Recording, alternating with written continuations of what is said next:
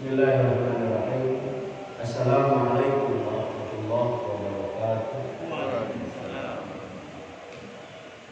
Innal hamdalillah nahmaduhu wa nasta'inuhu wa nastaghfiruh wa na'udzu billahi min shururi anfusina wa min sayyiati a'malina.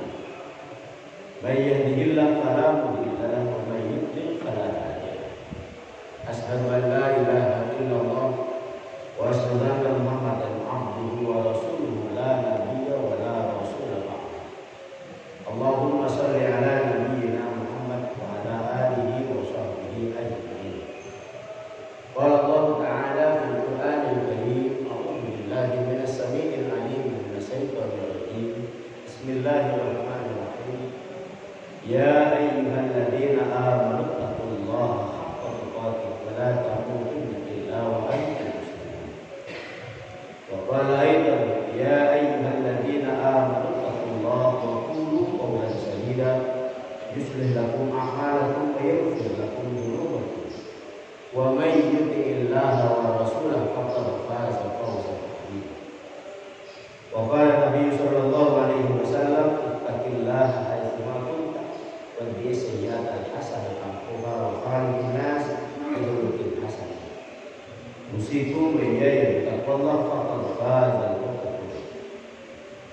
Bapak dan Ibu hadirin dan hadirat jamaah salat subuh yang insyaallah kita semua senantiasa mengharapkan taufik, hidayah serta ridha dari Allah Subhanahu wa taala.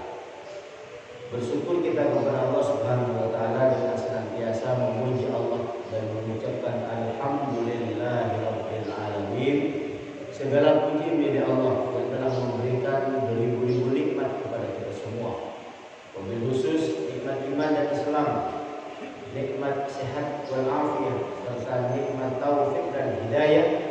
Alhamdulillah pada kesempatan pagi hari ini kita bisa melaksanakan sholat subuh dengan berjamaah dan insyaallah kita akan melanjutkan dengan kajian firman-firman Allah, membahas firman-firman Allah dan hadis-hadis Nabi Muhammad SAW untuk menjadi bekal kita dalam kehidupan di dunia agar supaya kita selamat nanti dalam kehidupan di akhirat.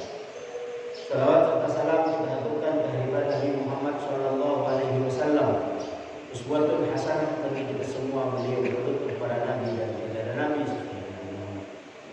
satu-satunya Nabi yang diberikan izin oleh Allah untuk memberikan syafaat kepada umatnya nanti di yaumil akhir. Insyaallah mudah-mudahan kita semua di dunia menjadi hamba Allah yang tunduk dan patuh kepada Allah, meninggal dalam keadaan iman dan Islam.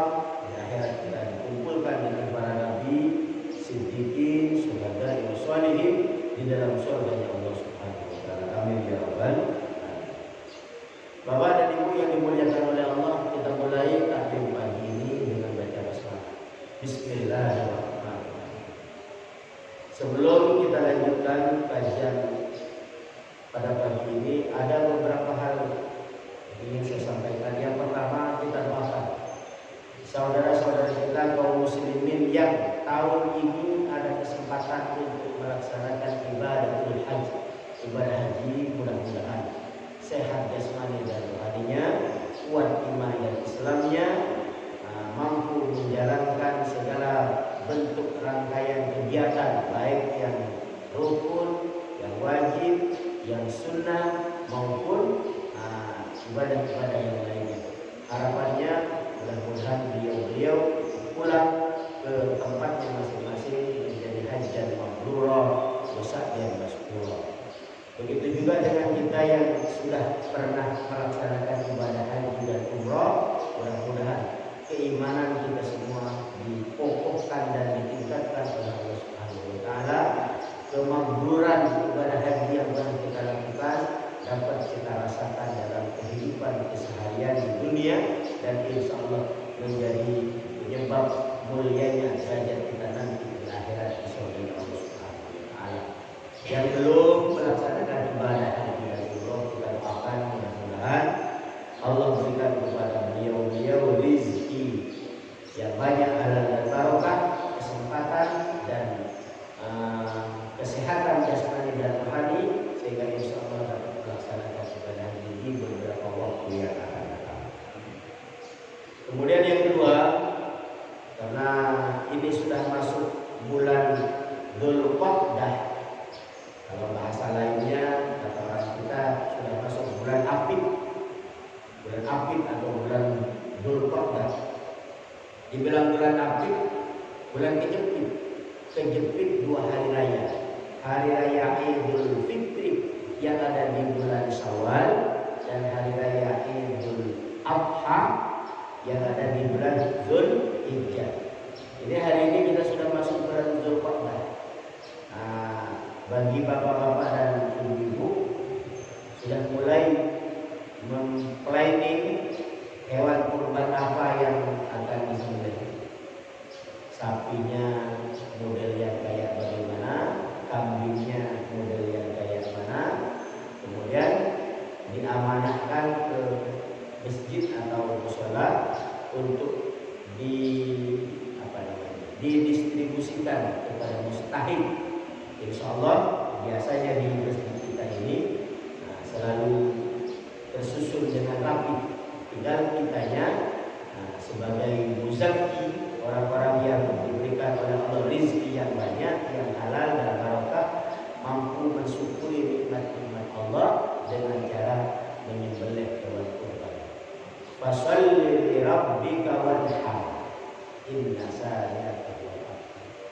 Fasholli, hendaklah engkau melaksanakan sholat li rabbika, karena Allah, wanhar, dan hendaklah menyembelih hewan kurban.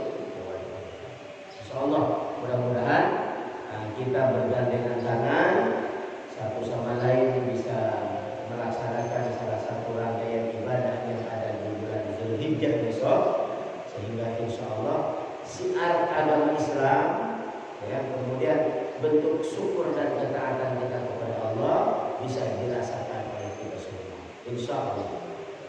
Hadirin rahimakumullah, pada kesempatan pagi hari ini insyaallah kita akan membahas salah satu firman Allah yang terdapat di dalam Al-Quran, surat Luqman ayat yang ke-33. Nanti kalau ada kesempatan waktu lanjut ayat 34. A'udzu billahi minasyaitonir rajim. Bismillahirrahmanirrahim.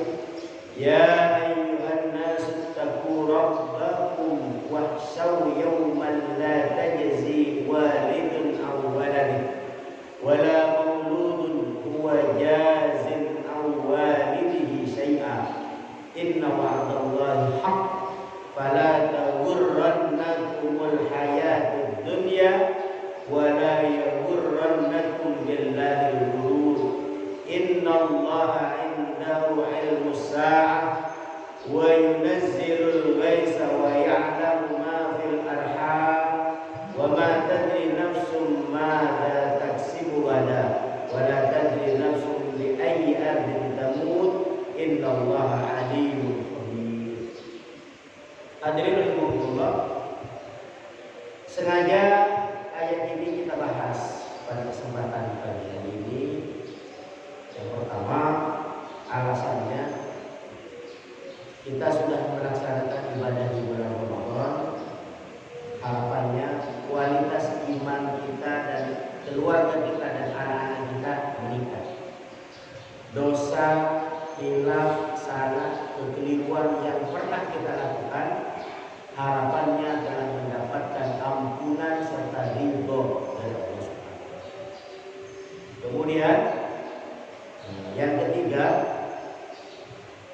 kondisi masyarakat Indonesia pada umumnya, Jakarta khususnya, menurut berita katanya masih pandemi, sehingga anak-anak kita masih belajar di rumah, ya kan? Belum bisa berangkat ke sekolah secara maksimal, walaupun ibu-ibu pedagang sayur di pasar sudah mulai semakin ramai, taman jogging sudah mulai banyak banyak aktivitas. Kemudian bapak-bapak dan ibu-ibu yang biasa main bulu tangkis, tenis meja dan lain sebagainya sudah mulai beraktivitas secara penuh. Tapi inilah kondisinya hari ini. Ancol sudah mulai buka dan beberapa tempat wisata lainnya sudah mulai buka. Taman Danau Sunter sudah mulai buka dan banyak hal tempat wisata yang lain yang sudah mulai buka. Tapi ikhtiar dari kita semua, mudah-mudahan semuanya sehat, jasmani dan rohani, kuat iman dan Islam, dijauhkan dari segala macam penyakit, khususnya penyakit jasmani dan penyakit rohani, sehingga insya Allah kita menjadi hamba Allah yang selamat dan mulia di dunia dan di akhirat. Amin ya rabbal alamin. Hadirin rahimakumullah, dalam ayat ini Allah Subhanahu wa taala berpesan kepada kita. A'udzu billahi minasyaitonir rajim. Ya ayyuhan nas, wahai manusia. Yang dipanggil dalam ayat ini semua anak cucunya Nabi Adam, baik laki-laki maupun perempuan, tua maupun muda, kaya maupun miskin, muslim maupun bukan muslim, beragama Islam atau beragama selain Islam. Jadi ayat ini sifatnya umum, am, karena Allah memanggilnya dengan panggilan ya ayyuhan nas, wahai manusia. Kalau Allah memanggil dengan panggilan ya ayyuhalladzina amanu, berarti yang terkena panggilan ini hanya orang-orang yang beriman. Hanya kita saja yang beriman kepada Allah dan Rasulnya. Tapi ketika bercerita dengan panggilan ya bani Adam, wahai anak cucunya Nabi Adam, berarti semua manusia. Karena manusia itu semuanya adalah anak cucunya Nabi Adam. Cuma ada orang yang tak mau mengaku bahwa dia anak cucunya Nabi Adam. Dia lebih memilih teori evolusi Darwin yang menyatakan manusia itu adalah jelmaan dari monyet. Ada yang mempunyai kepercayaan itu. Tapi secara umum khususnya di Indonesia, orang mengakui bahwa kita ini adalah anak cucunya Nabi Adam. Ya bani Adam, wahai anak kita. Ayat ini diawali dengan ya ayyuhan nas, wahai manusia. Siapa manusia itu? Al-insan. Manusia itu adalah hayawan natiq, hayawan yang diberikan oleh Allah hati, perasaan dan akal. Karena ada hayawan ghairu natiq, hayawan yang tidak mempunyai akal dan pikiran. Manusia mempunyai. Makanya Imam Ahmad Al-Mustafa Al-Marawi ketika beliau menafsirkan hudan, ya kan, alif lam mim dzalikal kitabul la raiba fihi hudan. Ya, hudan lil muttaqin adalah hudan. Apa hudan itu? Bahasa kitanya hidayah. Bahasa lainnya petunjuk. Hidayah dan petunjuk itu ada berapa macam? Ada 4. Yang pertama insting, ini yang paling rendah. Insting. Yang kedua indra. Yang ketiga akal. Yang keempat adalah adin, agama. Insting Allah berikan kepada seluruh makhluk Allah, baik manusia maupun binatang. Punya insting. Ya. Ular itu punya insting. Kadal itu punya insting. Kambing punya insting. Naluriyahnya ada. Makanya kalau kita lihat kucing ketika dia melahirkan, kalau dia merasa anaknya nggak aman di tempat itu, dipindahin oleh dia, digigit itu lehernya belakang, dipindahin ke tempat yang aman. Kenapa? Karena insting dia merasakan di sini nggak aman. Yang kedua indra. Indra itu ditandai dengan alat panca indra kalau buat kita manusia. Alat melihat mata, alat mendengar telinga, alat mencium hidung dan lain sebagainya. Ada 5. Begitu juga dengan binatang Allah kasih indra itu. Nah, dua hidayah ini diberikan oleh Allah secara umum kepada hewan atau binatang dan juga kepada manusia. Ada hidayah yang diberikan oleh Allah kepada seluruh manusia secara khusus manusia apa? Al-aql, akal. Makanya Allah menyatakan laqad khalaqnal insana fi ahsani taqwim. Sungguh telah aku ciptakan manusia dalam bentuk sebaik-baik. Walaqad karramna bani Adam. Sungguh telah aku muliakan anak cucunya Nabi Adam. Kenapa? Karena fihi al-aql, di dalamnya akal. Makanya banyak dalam perintah Allah di dalam Al-Quran ajakan kepada kita semua untuk memaksimalkan akal pikiran kita. Karena akal ini adalah salah satu bentuk kenikmatan. Derajat yang lebih tinggi dari al-aql adalah ad-dinu, hidayatul din atau hidayatul iman, hidayah agama. Alhamdulillah, 4 hidayah ini kita diberikan oleh Allah Subhanahu wa taala secara sempurna. Indra kita dikasih, insting kita dikasih, kemudian akalnya kita normal sehat, kemudian agama Allah berikan kepada kita agama al-Islam. Karena agama al-Islam itu adalah agama yang diridhoi oleh Allah Subhanahu wa taala. Inna ad-dina indallahil Islam. Al-Islam ya'lu wa la yu'la alaih. Sesungguhnya agama yang diterima di sisi Allah adalah Islam. Islam itu tinggi dan tidak ada yang lebih tinggi daripada al-Islam. Sampai Allah berpesan, "Wala tamutunna illa wa antum muslimun." Janganlah engkau meninggal dunia kecuali dalam keadaan Islam. Atau bahasa lainnya, janganlah engkau meninggal dunia kecuali mengucapkan la ilaha illallah Muhammadur Rasulullah. Tidak ada ilah yang berhak disembah kecuali Allah dan Nabi Muhammad adalah utusan Allah. Kita lanjutkan. Hadirin rahimakumullah, Allah berpesan, ya ayyuhan nas, wahai manusia, ittaqu rabbakum, takutlah kamu kepada Allah. Bertakwalah kamu kepada Allah, kerjakan perintah-perintahnya serta jauhi larangannya. Ittaqu rabbakum. Pesan takwa ini Allah sampaikan bukan hanya kepada orang-orang yang beriman, tapi kepada seluruh makhluk. Yang ditakutkan siapa? Rabbakum, Tuhan. Siapa Tuhan itu? Allahu Rabbuna wa Rabbukum. Dialah Allah Tuhan kita semua. La ilaha illallah, tidak ada ilah yang berhak disembah illallah kecuali Allah. Asyhadu an la ilaha illallah wa asyhadu anna Muhammadar Rasulullah. Aku bersaksi bahwa tidak ada Tuhan yang berhak disembah kecuali Allah, dan aku bersaksi bahwa Nabi Muhammad adalah utusan Allah. Ittaqu rabbakum. Kemudian wahsau yawman la yajzi walidun an waladih.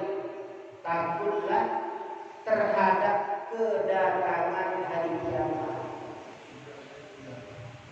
Hari kiamat itu pasti memisahkan antara dunia dan akhirat, memisahkan antara kenikmatan dunia dengan kenikmatan akhirat.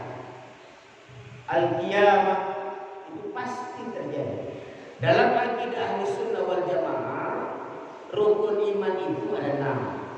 Antu'mina billahi wa malaikatihi wa kutubihi wa rusulihi wal yaumil akhir wa bil qadri khairihi wa syarrihi min Allah. Wal yaumil akhir, beriman kepada hari akhir itu ditafsirkan dan dijelaskan oleh para ulama yang disebut dengan beriman kepada adanya hari kiamat. Kiamat itu dibagi 2. Ada yang disebut dengan kiamat kubro, ada yang disebut dengan kiamat sugro. Kiamat kubro itu kiamat besar dari bahasa tabir, sugro itu kecil yang dari lafaz sohirun, kecil. Di antara tanda-tanda kiamat kecil apa? adanya kematian, ya kan? Kemudian tanah longsor, banjir, dan lain sebagainya. Itu kiamat itu. Sedangkan kiamat kubra, idza zulzilatil ardu zilzalaha, al-qari'ah, mal-qari'ah. Itu ayat-ayat yang bercerita tentang datangnya hari kiamat. Kapan terjadinya hari kiamat itu? La ya'rifu illallah. Tidak ada yang tahu tentang akan datangnya hari kiamat illallah, kecuali Allah Subhanahu wa ta'ala. Baik kiamat kecil maupun kiamat besar. Maka termasuk kematian seseorang itu tidak ada yang tahu. Dalam ayat yang ke-34 Allah menyatakan, wa ma tadri nafsum madza taksibu ghadan wa ma tadri nafsum bi ayyi ardin tamut. Tidak ada yang tahu kita besok mau ngapain, tidak ada yang tahu. Kita juga tidak tahu. Punya rencana, ya. Punya agenda atau planning, kita akan begini nanti, besok akan begini, ya, itu rencana. Tapi takdir Allah tidak ada yang tahu. Bisa jadi besok kita bisa melaksanakan atau mengerjakan apa yang kita rencanakan. Allah mempunyai rencana yang lain. Makanya tidak ada yang tahu apa yang akan bisa kita lakukan besok. Termasuk bi ayyi ardin tamut, kita akan meninggal di daerah mana, wilayah mana, kapan, tidak ada yang tahu.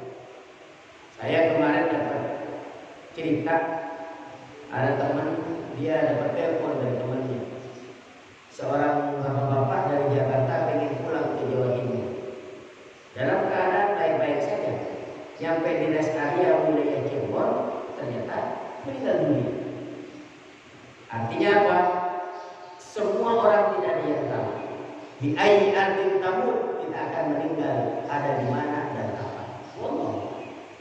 Makanya penting kita untuk meningkatkan ikhtiar zahir dan ikhtiar batin. Ikhtiar zahir, makan makanan yang halal, yang bergizi, olahraga yang kuat, kemudian menjaga kebersihan, kemudian menjaga kesehatan. Ikhtiar zahir meningkat, ikhtiar batin meningkatkan keimanan dan ketakwaan kepada Allah Subhanahu wa taala. Harapannya kita dalam keadaan iman, haitsu ma kunta, bertakwa kepada Allah kapanpun dan dimanapun kita berada. Hadirin rahimakumullah, Allah berpesan kepada kita semua, takutlah kamu dan khawatirlah pada suatu hari nanti tidak akan ada manfaatnya bapak buat anak-anaknya. Anak tidak akan bisa memberikan manfaat buat bapaknya atau ibunya. Orang tua tidak bisa memberikan manfaat kepada anak-anaknya. Anak-anak tidak bisa memberikan manfaat pada ibunya. Suatu saat nanti akan ada kejadian seperti itu. Yang benar aja, insya Allah itu pasti akan tiba. Karena itu adalah janji Allah. Walaupun secara umum ada seorang bapak yang menyatakan, saya cinta berat kepada anak saya. Kalau ada apa-apa dengan anak saya tampil kuat untuk memberikan bantuan dan pertolongan. Kita sebagai orang tua merasakan hal itu. Ketika anak kita nangis, anak kita sedih, anak kita sakit, hati nggak tenang, pikiran gelisah, berusaha untuk mencari bantuan dan solusi agar supaya anak-anak yang kita cintai tidak dalam keadaan sedih, tidak dalam keadaan sakit. Bahkan kita pengen beliau-beliau sukses dan bangga serta bahagia. Secara umum, hukum alam manusiawi, manusia yang mana yang tega terhadap anak-anaknya? Pasti jawabannya tidak tega. Semua manusia, semua bapak dan ibu pengen kebaikan buat anak-anaknya. Walaupun kadang-kadang anaknya ngomong, bapak dan ibu gak sayang sama saya. Padahal kalau boleh kita berkata, semua apa yang diminta oleh anak pengennya dikasih. Setiap bapak dan ibu. Seorang ibu sedang asik makan, anaknya yang sedang bayi nangis, dia lupa terhadap makanan yang dia lagi nikmati. Lebih fokus fokus terhadap tangisan anak, bagaimana anak ini berhenti dari tangisannya. Karakteristik seorang ibu. Ketika ada seorang anak yang sedang sakit, seorang bapak dan ibu rela untuk tidak tidur, rela untuk berusaha mencari bantuan dan pengobatan, mencari pertolongan kemana saja dan di mana saja. Kenapa demikian? Karena ini sengaja Allah berikan kepada kita semua sebagai manusia yang mempunyai cinta dan kasih sayang. Begitu juga seharusnya anak terhadap orang tua. Mohon maaf bapak-bapak dan ibu-ibu, di Indonesia ini ada beberapa slogan atau kata-kata mutiara yang satu sisi mungkin dianggap benar tapi kurang pas. Saya bilang, saya nggak mau nyalahin secara mutlak. Satu sisi mungkin dianggap benar tapi kurang pas. Kurang pas itu kalau kita tinjau dari sudut pandang syariah atau agama. Contoh, kita sering mendengar ya, kasih ibu sepanjang jalan, kasih anak ya, sepanjang galah. Galah itu kan cuma ya sekitar 5 meter sampai 10 meter kurang lebih. Kasih ibu sepanjang jalan. Kalau kita lihat sinetron televisi, ceritanya ada seorang ibu yang begitu baik kepada anaknya, tapi anaknya jahat kepada ibunya. Dan biasanya yang jadi korban ibu-ibunya itu pakai jilbab, muslimah yang solehah, yang taat, begitu sayang kepada anaknya, anaknya durhaka kepada dia. Sampai terlalu seringnya film seperti itu, orang akhirnya menyimpulkan kayaknya gak enak deh jadi ibu-ibu yang baik-baik. Kenapa? Disakiti dulu sama anaknya. Padahal konsep dalam ajaran Islam, kasih ibu sepanjang jalan, betul. Kasih anak apa? Fid dunya wal akhirah. Bukan hanya sepanjang jalan. Itu kasih anak sepanjang jalan bagi anak yang tidak tahu ajaran Islam, yang tidak pernah mengenyam pendidikan agama, yang dia tidak kenal Allah dan Rabb-Nya, dia tidak kenal Nabi dan Rasulnya. Tapi kalau anak yang cinta Allah dan Rasulnya, kenal Nabi dan Rasulnya, insya Allah dia akan menjadi anak yang solehah, anak yang soleh, yang berbakti kepada kedua orang tua. Wa qada rabbuka alla ta'budu illa iyyah wa bil walidaini ihsana. Allah telah mewajibkan kepada kalian semua hanya untuk beribadah kepada Allah Subhanahu wa taala serta kepada kedua orang tuanya senantiasa untuk berbuat baik.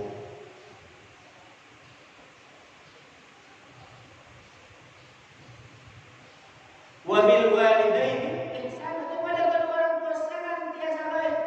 Bahkan mohon maaf, ketika orang tua kita dalam keadaan sepuh tua, jangan katakan kepada dia tapi katakan kepada dia qaulan karima. Katakan kepada dia, mintalah kepada Allah, Rabbighfirli wa liwalidayya warhamhuma kama rabbayani shaghira. Bahkan jika bapak dan ibu kita memaksa kita ngajari untuk berbuat maksiat kepada Allah, wa in jahadaka ala an tusyrika bima laysa laka bihi ilm fala tuti'huma, enggak usah ditaati. Wa sahibhuma fid dunya ma'ruf. Tapi kita juga enggak boleh sombong kepada orang tua. Apa sikap yang harus kita lakukan? Pergauli mereka semua dengan pergaulan yang baik. Hormati dia sebagai seorang ibu, sebagai seorang bapak yang telah berjasa kepada kita semua. Wa sahibhuma fid dunya ma'ruf. Pergauli dengan